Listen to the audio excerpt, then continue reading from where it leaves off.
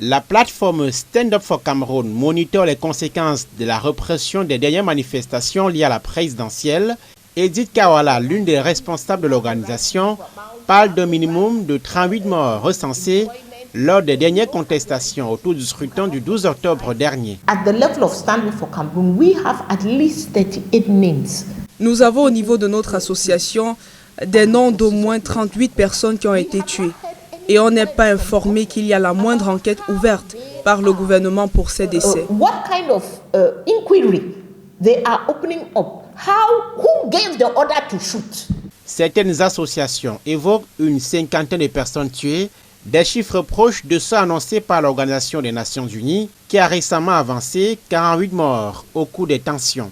La société civile, qui parle pour sa part de plus de 2000 personnes arrêtées, estime qu'il est urgent de faire un travail coordonné pour confronter les chiffres afin de clarifier ces écarts qui jettent un discrédit sur la parole officielle. Le gouvernement peut avoir des soucis de collecte d'informations puisqu'il y a des gens dont les personnes ont été tuées et les familles ont récupéré le corps et sont allées enterrer sans que les autorités aient peut-être l'information. Ça, c'est possible. Moi, j'en connais, n'est-ce pas, dont on a vu, on a été au courant des personnes qu'on était en train d'enterrer. Le gouvernement n'a pas pour l'instant communiqué sur les blessés des manifestations.